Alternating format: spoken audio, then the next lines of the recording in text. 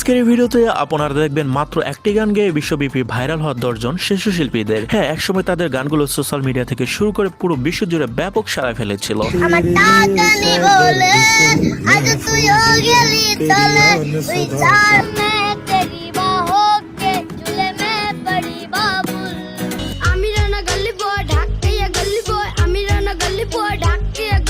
এছাড়াও জানাবো তাদের বর্তমান অবস্থা, কে কোথায় আছে এবং বর্তমানে তার আগের মতো গান করে কিনা। তাহলে চলুন দয়া করে ভিডিওটিতে লাইক দিয়ে চ্যানেলটি সাবস্ক্রাইব করে মূল ভিডিওটি শুরু করা যাক। গাইস, ভিডিওর শুরুতেই রয়েছে ভারতের রাতারাতি ভাইরাল হওয়া শীর্ষ শিল্পী কিশোর মন্ডল।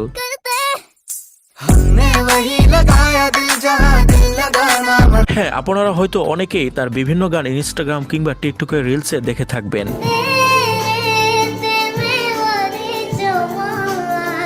তার কণ্ঠটা এতটাই মিষ্টি যে স্বাভাবিকভাবে শ্রোতাদের দৃষ্টি কাড়ে।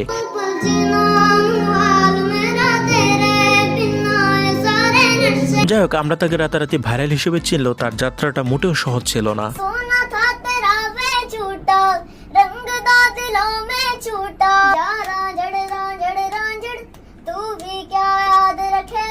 2020 সালে তিনি ইন্ডিয়ান সুপার সিঙ্গার জুনিয়রের প্রতিযোগী হিসেবে অংশ নেন, কিন্তু দুর্ভাগ্যজনকভাবে তিনি সেখানে সুযোগ পাননি। এরপর তিনি তার বড় ভাই কৃষ মন্ডলের সঙ্গে বিভিন্ন গান গেয়ে সেগুলো তার ইনস্টাগ্রাম আইডিতে আপলোড করতে থাকেন।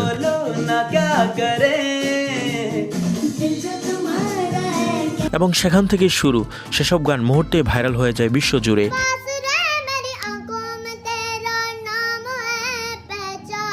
এই ভাইরালটি তার জনপ্রিয়তার দরজা খুলে দেয়, আর তারপর তাকে আর পিছনে ফিরে তাকাতে হয়নি। বর্তমানে তিনি ইন্ডিয়ান আইডল সহ বিভিন্ন বড় মঞ্চে গান করেছেন।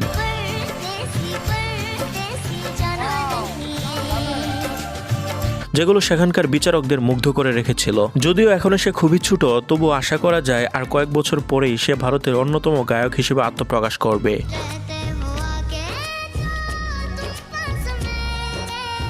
আর হ্যাঁ, একটা কথা না বললে নয়, তারা কিন্তু বাঙালি।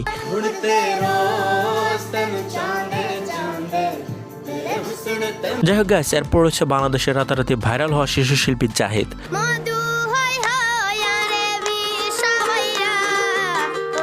কক্সবাজার সমুদ্র সৈকত এবং ইউটিউবের কল্যাণে রাতারাতি ভাইরাল হয় এই জাহিদ।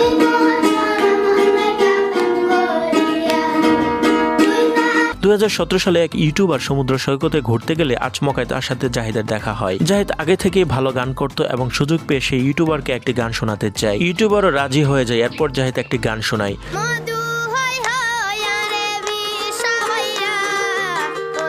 যেটি কক্সবাজার অঞ্চলের একটি জনপ্রিয় লোকসঙ্গীত। এদিকে পাশে থাকা একজন ব্যক্তি পুরো গানটি মোবাইলে রেকর্ড করে সোশ্যাল মিডিয়ায় আপলোড করলে সেটি মুহূর্তেই ভাইরাল হয়ে যায়।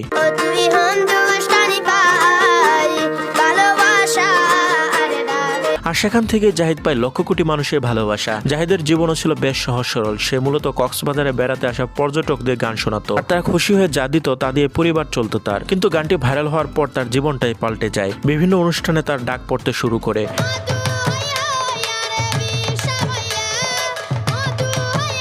এমনকি জনপ্রিয় অনুষ্ঠান ইত্যাদিতেও সে গান গাওয়ার সুযোগ পেয়েছিল।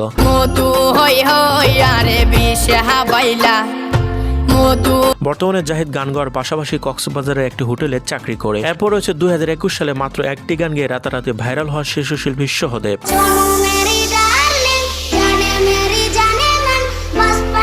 আপনারা অনেকেই হয়তো তার নাম জানতেন না, কিন্তু তার সেই গানটি তখন সোশ্যাল মিডিয়ায় ব্যাপক ভাইরাল হয়েছিল।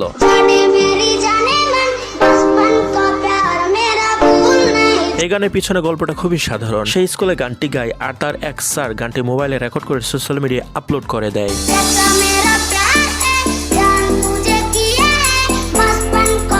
আর সেই মুহূর্ত থেকে শুরু হয় সেই গানের জনপ্রিয়তা।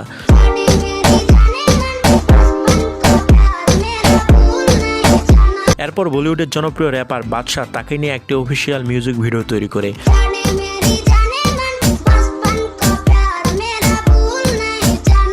সেই ভিডিওর বর্তমান ইউটিউব ভিউ এখন প্রায় 529 মিলিয়ন।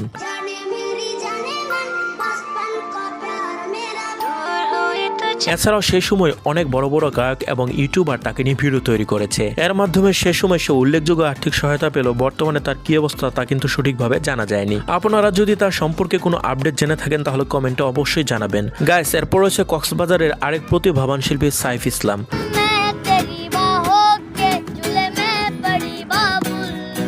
তার গানগুলো শুনলেই বোঝা যায় তার ভিতরে অনাবিষ্কৃত প্রতিভার ভান্ডার।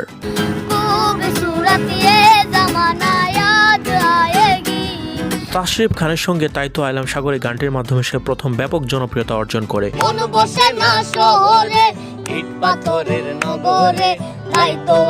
পরে বিভিন্ন ইউটিউবারের সঙ্গে নানা অনুষ্ঠানে একের পর এক গান গেয়েছে সে।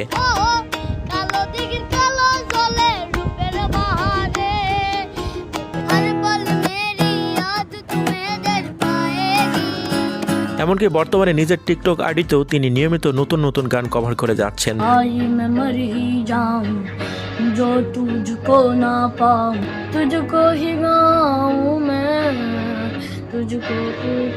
তবে দুঃখের বিষয় হচ্ছে অন্য বাকিদের মতো তাকে সঠিকভাবে সাপোর্ট দেওয়ার মতো কেউ এখনো এগিয়ে আসেনি, আর সেই কারণে এখনো সেই প্রতিভা অন্ধকারে রয়ে গেছে। এরপর আমাদের লিস্টে রয়েছে প্রতিভার উজ্জ্বল নক্ষত্র গালিবয় রানা।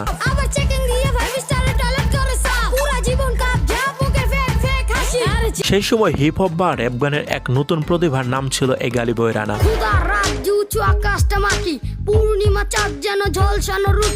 মাত্র 10 বছর বয়সে নিজের জীবনের কষ্টের গল্প নিয়ে একটি গান গেয়ে তুমুল আলোচনায় আসে এই শিশু শিল্পী। সুবিধাবঞ্চিত এই রানা শিশু শিল্পী হিসেবে আবিষ্কৃত হওয়ার গল্পটা বেশ অদ্ভুত এবং চমকপ্রদ। রানা ছিল একজন পথ শিশু। রাস্তায় ঘুরে ঘুরে সে মানুষের কাছে গান শোনাতো এবং সেখান থেকে পাওয়া সামান্য টাকায় জীবন চলতো তার। এটাই ছিল তার নিত্যদিনের বাস্তবতা। একদিন হঠাৎ তার দেখা হয় ঢাকা বিশ্ববিদ্যালয়ের শিক্ষার্থী তাবিব মাহমুদের সঙ্গে। সেই সময় রানা তাবিব মাহমুদের কাছে বায়না ধরে তাকে নাকি বাইকে চড়াতে হবে, আর বাইকে ওঠার পরে রানা তাকে একটি র্যাপ গান শোনায়।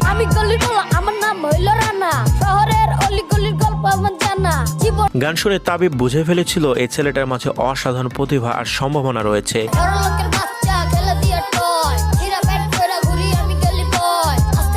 এরপর তাবিব মাহমুদের হাত ধরেই মিউজিক ইন্ডাস্ট্রিতে উঠে আসে গালিবয় রানা। পরবর্তীতে একের পর এক হিট গান দিয়ে অল্প সময়ে মানুষের মনে জায়গা করে নেয় এই রানা।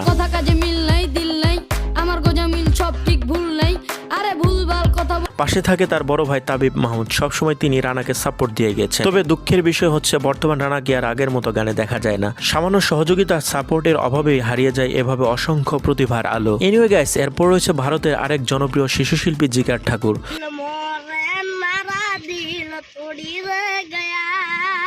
ওয়েট, যারা নাম শুনে চিনতেছেন না তারা এই গানটা শুনেন তো।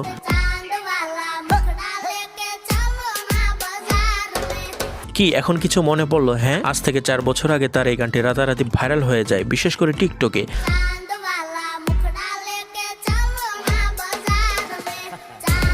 ছোটবেলা থেকে জিগার ঠাকুরের বাবার ইচ্ছা ছিল তিনি একজন বড় শিল্পী হবে, কিন্তু নানা কারণে তার এই স্বপ্ন কখনো পূরণ হয়নি। তাই তিনি তার ছেলেকে অর্থাৎ জিগারকে জনপ্রিয় শিল্পী হিসেবে গড়ে তোলার প্রবল ইচ্ছা পোষণ করেন। আর সত্যি বলতে এই ছেলেটার ভেতরে আছে উল্লেখযোগ্য প্রতিভা।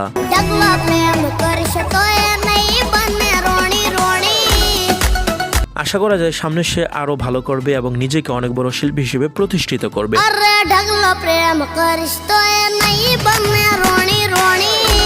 তো গাইস, এরপর রয়েছে সৌরভ ইসলাম। 2018-19 সালের দিকে তার গানগুলো যথেষ্ট জনপ্রিয়তা পেয়েছিল।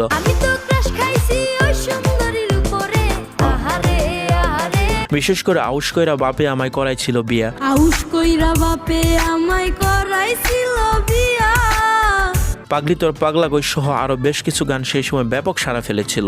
পাগলি তোর পাগলা হতে চাই, তোর প্রেম আনলে পুইরা হব ছাই। বলা হয় প্রতিটি সফল মানুষের পিছনে একজন নীরব শক্তি থাকে। সৌরভের ক্ষেত্রে সেই ভূমিকায় ছিল তার বড় ভাই আকাশ ইসলাম।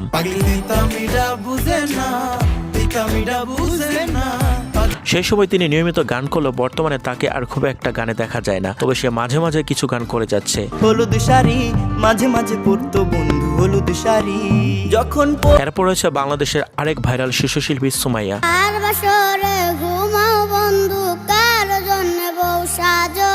তার শুরু থেকে শেষ পর্যন্ত কাহিনী তো আপনাদের সকলেরই জানা। একসময় সে পথে পথে ভিক্ষা করত।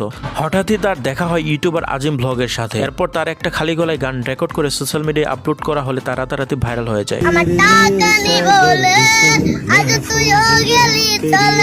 পরবর্তীতে গগন সাকিব তাকে তার স্টুডিওতে নিয়ে আসেন এবং তার একাধিক গান রেকর্ড করে গগন সাকিবের অফিসিয়াল ইউটিউব চ্যানেলে আপলোড করে। আমার বুক পকেটের মানুষ তুই হইয়া গেলি যেগুলো ধীরে ধীরে মিলিয়ন মিলিয়ন ভিউ পেতে থাকে। পরবর্তীতে সুমাইয়া হয়ে যায় লুকাল, যে যেভাবে পেরেছে সুমাইয়াকে ব্যবহার করেছে। এরপর তো তার বর্তমান অবস্থা আপনারা সোশ্যাল মিডিয়ায় দেখতেই পাচ্ছেন।